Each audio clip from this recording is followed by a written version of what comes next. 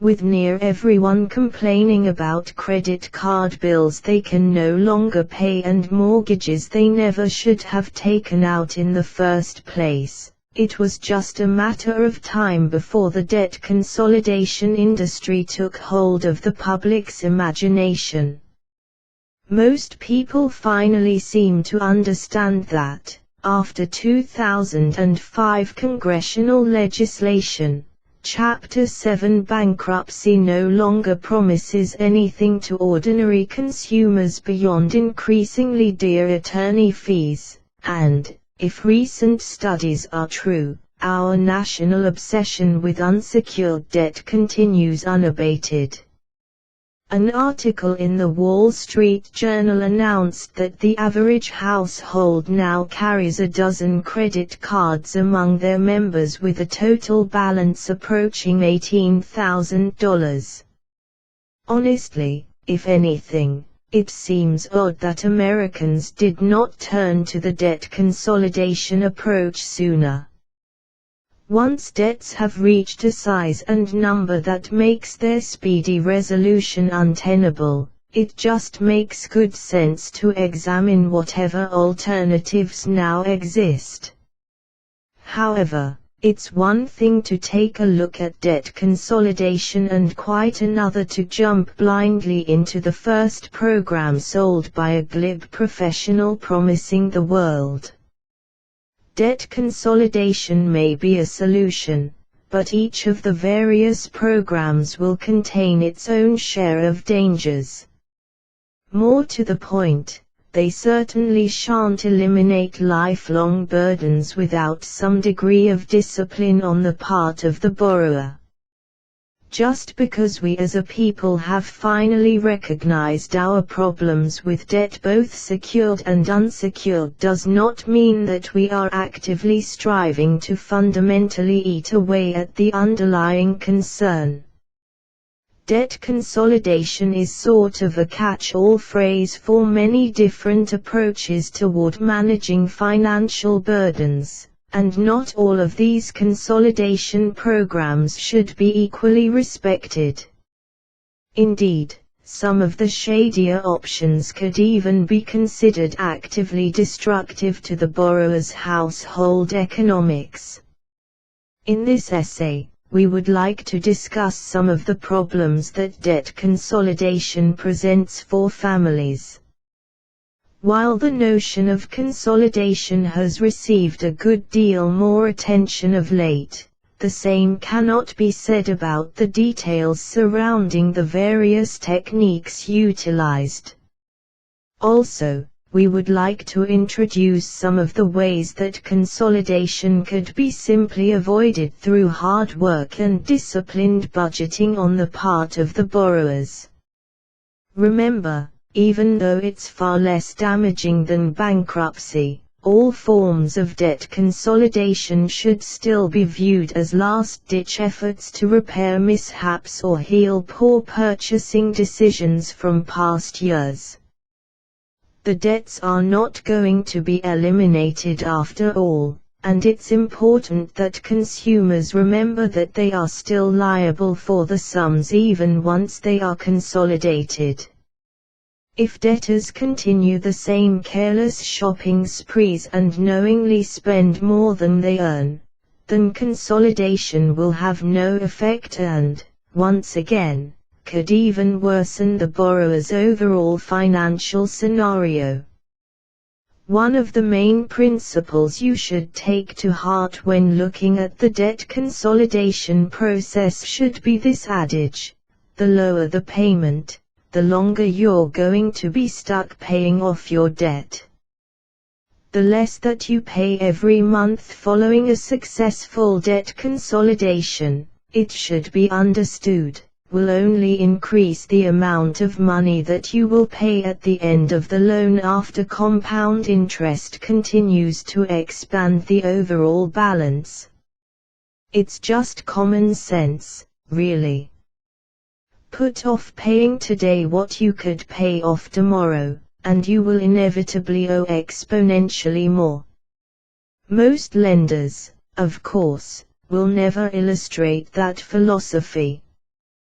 Consolidation companies' income largely comes from just this sort of accumulation of interest payments, and they generally try to appeal to borrowers, oft delusional, beliefs that they will immediately quit the spending reflexes of a lifetime and devote themselves to patterns of saving that would allow them to repay their loan that much earlier by paying over the minimums.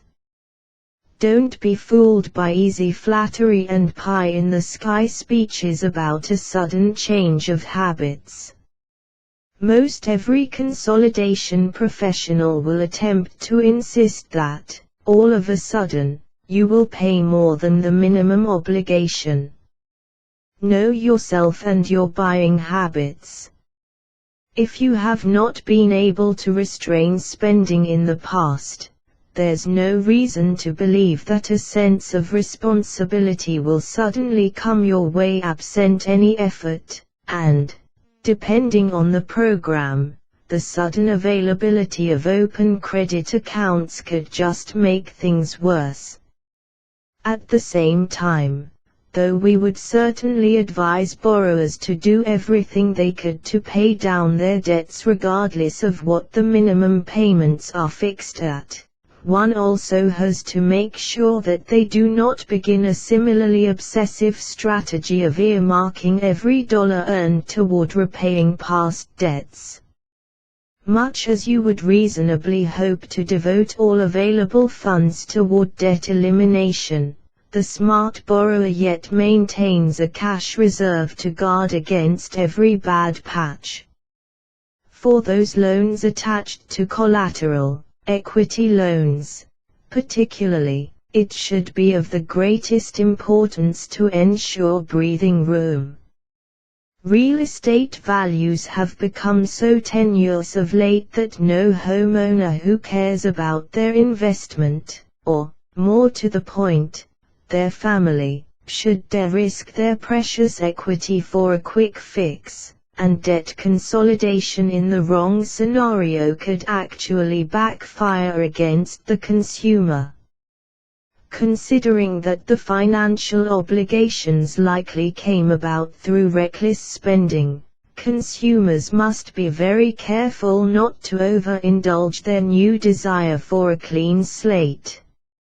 Loan officers, in particular, are at fault for convincing their clients about the future health of an uncertain property market or evading the depressing but pertinent details about foreclosure and the danger of equity loan consolidation. However, the mortgage industry attempts to weather the storm partially caused by predatory lenders acting in their own best interests. The effects of the loans that they pushed upon unwary borrowers continue to bother the national economy. One should never entirely trust the lenders, after all. Credit card companies and mortgage loan companies depend upon the borrower's willingness to sustain payments and extend them for years if not decades. In fact, lenders list each client's balance as a bankable asset to be sold or traded to other lenders, or, ironically, used as collateral for their own loans.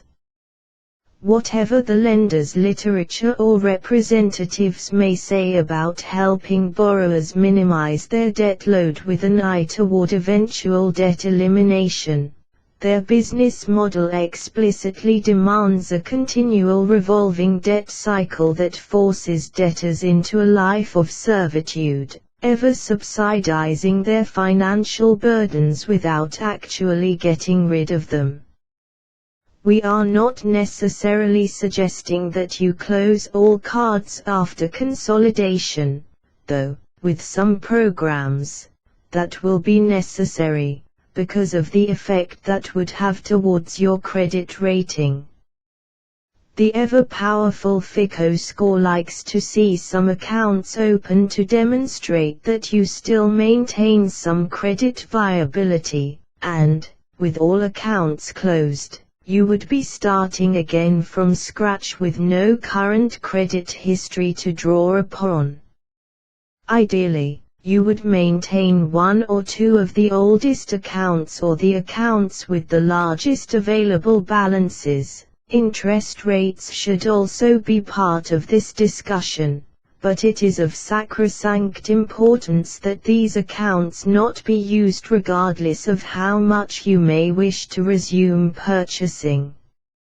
For convenience's sake, it might be useful to take out a bank card for ordinary spending, but only one that has debit purposes without overdraft potential. All the same, much as plastic may now seem an undeniable essential of the modern consumer experience, there are reasons to still avoid utilizing any cards at all. Studies have shown that household economics are utterly ruined through the casual use of cards, credit or debit, when attempting to maintain some sort of workable budget. Once families no longer have to count up the prices of the items that they are purchasing, it seems all common sense goes entirely out the window. For this reason, we recommend that debtors, even before they have begun the process of consolidation, attempt to refrain from using cards even during their normal shopping for the household. For that matter, they should try to not even bring an ATM card upon their person and make do with whatever seems reasonable when leaving their house. If you only have $20 to spend at the supermarket, you will be much more inclined to question the necessity of various purchases and also make more of an attempt to comparison shop by trying lower-cost brands and such. One should be careful not to ignore the bulk discounts for large families, but, by and large, this sort of tactic goes a very long way in conserving money to bolster savings that can better be used paying down the debts that you already have. For larger purchases, still, even those most demonstrably needed, the smart household should see the need for such purchases coming well ahead of time and maintain a small savings each week to help pay for the item in cash. While we have to acknowledge that some things may indeed be reasonably justified by resorting to layaway plans, washing machines, say, or refrigerators that suddenly go on the fritz must be replaced, home entertainment systems or family trips or any such leisure indulgences hardly fall under the same guidelines. All the same, even though we understand that vehicles and residences require loans and mortgages, you must make sure that you do not let yourself become liable for more than you really need, regardless of what debt consolidation specialists may pretend. Consider previously owned automobiles or smaller homes in less desirable areas of town until you can put a proper amount of cash down, especially considering the stormy forecast of this economy. With regards to property loans, for example, never even think about taking out a mortgage for more than 80% of the appraised value. Not only will you have to pay out a so-called mortgage insurance to the lender, in reality, this is less insurance than an extravagant and usurious monthly penalty insuring nothing more than the new homeowner's foolishness and the lender's security. It just doesn't make sense in this time of real estate market instability to gamble with so dear an investment. Even though refraining from big-ticket items you would ordinarily have bought or rigorously cutting down the household budget might require some short-term sacrifices, you're often saving yourself sacrifices farther down the road. The first step, though it can sometimes be difficult, is to take stock of the money that you're spending each month.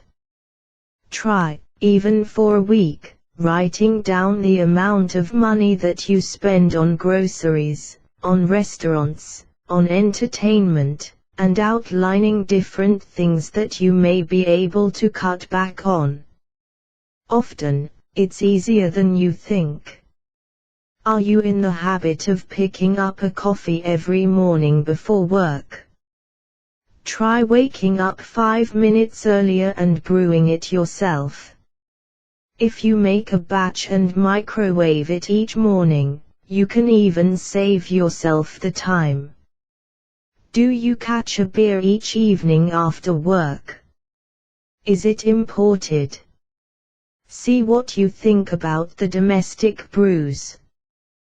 Pick up recipes off the internet so that you can have the experience of dining out even when at home.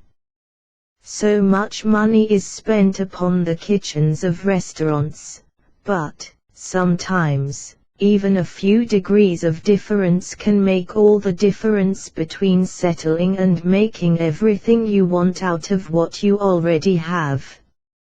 Not only is this sort of do-it-yourself approach helpful to paying down bills over a short-term debt consolidation, it can have a long-term effect when attempting to manage debt over the course of a lifetime. The basic key for any realistic debt control should be to figure out where you're spending the most of your money and then try to make a couple of small alterations that can make a real difference. Even a slight daily change can be the difference between just barely scraping by and socking away $50 each week for savings or paying down the debt. All of this will clear the way for you being able to live exactly as you want to in the future. Would you rather put all your money toward paying off your debt or investing toward your future? Once you make a solid decision to put your monthly and weekly spending under control and stand behind that with all of your resolves, you can put yourself in the position to get rid of your outstanding debt without even necessarily resorting to external consolidation. And, once you've cleared away your debt payments, you'll find money that you never even knew you had. Spending is a disease, you know, with symptoms of addiction just as real and just as ruinous as any other addiction.